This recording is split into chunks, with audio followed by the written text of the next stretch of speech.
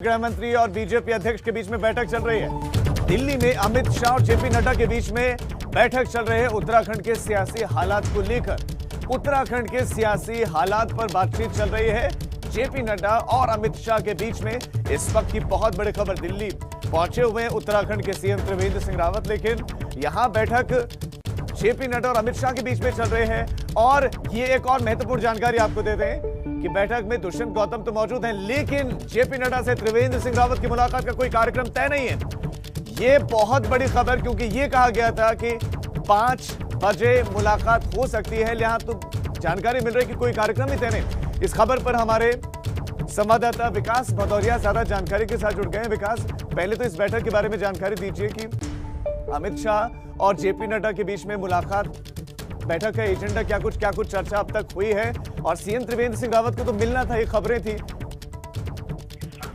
ये देखिए, इस वक्त संसद भवन के कमरा नंबर 4 में अमित शाह का जो दफ्तर है वहां पर ये बैठक चल रही है। इस बैठक में गृह मंत्री अमित शाह के अलावा पार्टी अध्यक्ष जेपी नड्डा हैं, और थोड़ी देर पहले तक यहाँ पर उत्तराखंड के पर्यवेक्षक प्रभारी दुष्यंत गौतम भी शामिल थे।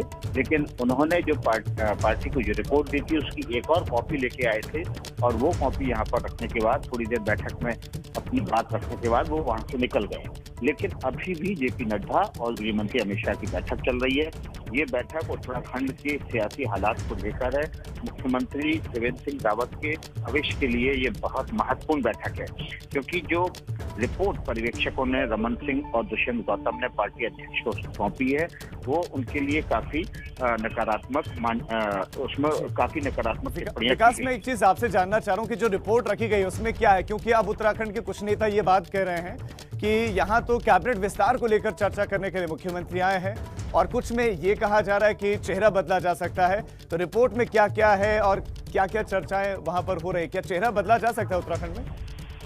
जी देखिए, बिल्कुल ये कहा जा सकता है कि जो रिपोर्ट पर्यवेक्षकों ने सौंपी है पार्टी अध्यक्ष जेपी नड्डा को, उसमें 3 महत्वपूर्ण बिंदुओं को और पार्टी अध्यक्ष का ध्यान आकर्षित किया गया है। पहला ये कि यहाँ पर सरकार और विधायकों के बीच जो लोकतांत्रिक व्यवस्था है वो पूरी तरह से चरमरा गई है। सुझावों पर सरकार की तरफ से विधायकों के सुझावों को तरजीह नहीं दी जाती है, और उनको जो सम्मान सरकार के भीतर मिलना चाहिए वो नहीं मिलता है।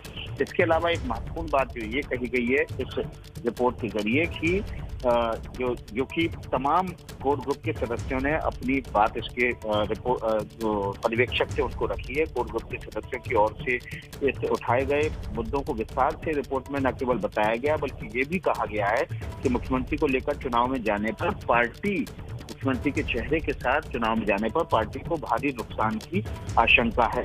ये रिपोर्ट में लिखा गया है रमन सिंह और पर्यवेक्षक दुष्यंत गौतम की तरफ से। अब इसी रिपोर्ट पर विस्तार से चर्चा हो रही है। ये माना जा रहा है कि पार्टी अध्यक्ष गृह मंत्री के साथ साथ पार्लियामेंट्री बोर्ड के तमाम सदस्यों से इस रिपोर्ट पर चर्चा करेंगे। क्या विकास, इसी बैठक में ये बड़ा फैसला लिया जा सकता है? और दूसरा मेरा सवाल ये है कि मुख्यमंत्री जब एयरपोर्ट पर लैंड किए तो उन्होंने कहा कि उन्होंने वक्त मांगा है मिलने के लिए, जेपी नड्डा से भी, अमित शाह से, तो क्या मिलने का वक्त नहीं दिया गया मुख्यमंत्री को? ये देखिए, बिल्कुल बात सही कही थी मुख्यमंत्री त्रिवेंद्र सिंह रावत ने कि उन्होंने पार्टी अध्यक्ष जेपी नड्डा से मिलने का समय मांगा था।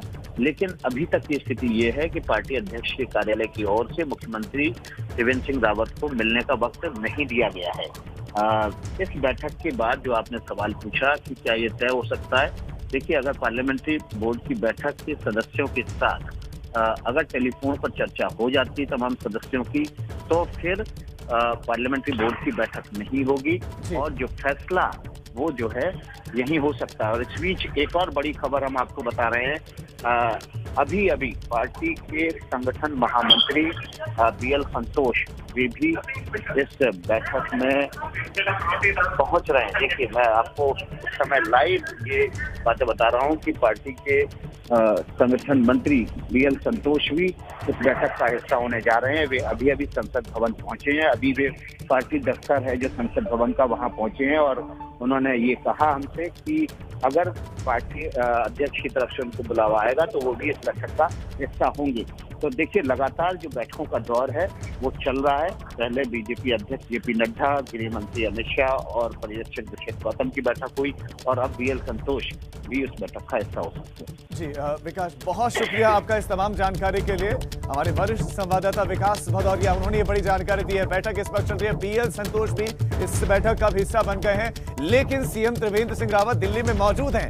उन्होंने वक्त मांगा बकायदा, लेकिन अभी तक उनको मिलने का वक्त नहीं दिया गया है। न अमित शाह की तरफ से न जेपी नड्डा की तरफ से मुलाकात कब होगी, ये देखने वाली बात है।